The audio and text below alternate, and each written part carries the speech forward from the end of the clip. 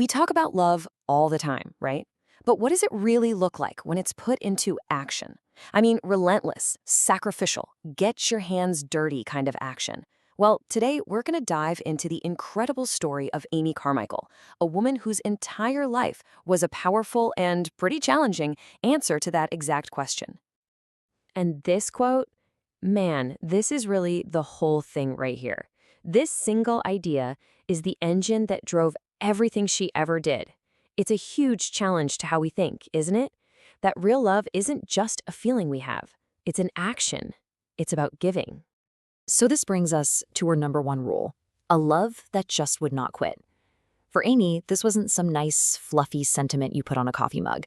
Nope, it was the actual blueprint for her entire life, a deep conviction that took her from a pretty comfortable home straight to the front lines of a really heartbreaking battle.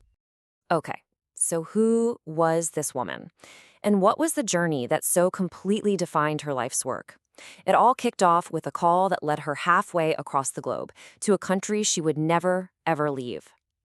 You can kind of see a pattern here, right? Born in Ireland way back in 1867, Amy's desire to serve started early, working in the slums of Belfast. After a short stint in Japan, she found her life's mission in India. And here's the part that always gets me. She would spend the next 55 years there without a single furlough or trip home. 55 years.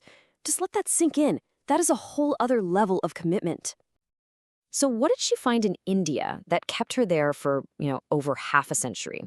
Well, she walked right into a massive cultural storm, a fight against a tradition that was deeply rooted and absolutely devastating. To really get what she was up against, you have to picture this. The India of the early 1900s was a place where tradition was everything.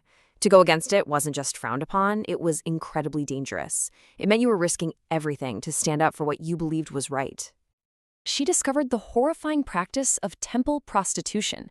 Young girls, just children, were being forced into servitude in temples, and in the eyes of the culture, they were seen as offerings to the gods. But where the culture saw offerings, Amy saw something completely different. She saw precious children, made in the image of God, who desperately needed a rescuer. And this is where her conviction explodes into courageous, world-changing action. Faced with this horror, Amy didn't just write angry letters or give speeches. No, she chose to live out the answer. This was love in deed and in truth. And the impact she had, it's just staggering. Over the course of her lifetime, Amy Carmichael personally rescued and gave shelter to more than 1,000 children. She didn't just rescue them, she built them a home, a safe haven called the Donavar Fellowship, saving them one by one. Her whole life was basically a masterclass on this one principle from the Bible. It's so easy to love in word, to just talk a big game about faith and compassion. But Amy lived out a love in deed. And for her, that meant hands-on rescue missions, day in and day out discipleship, and a relentless love that refused to give up on a single soul. Now, this quote, it sounds intense, right? Missionary life is simply a chance to die. What on earth did she mean by that? It wasn't about being morbid. She meant dying to her own comfort, her own needs, her own safety, so that these children might have a chance to truly live. It was a complete and total pouring out of her life for them. So, let's wrap this up. As we look at this incredible example, what can we actually learn from it?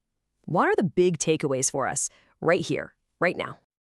I think 3 huge lessons just jump off the page. First off, real love is what opens hearts. Amy knew that a message means nothing if the person delivering it doesn't genuinely care. Second, be faithful right where you are. She stayed put in India, and that steadfastness produced unbelievable fruit. And finally, live what you believe through your actions. Don't just talk about it, be about it. And that really brings us right back to you and me. Amy's story isn't just about going somewhere far away. It's about learning to truly see the people right in front of us. It leaves us all with a pretty sharp challenge. In our own world, our own neighborhoods, our own schools, who are the overlooked, the forgotten, the vulnerable? Who will you refuse to just walk past?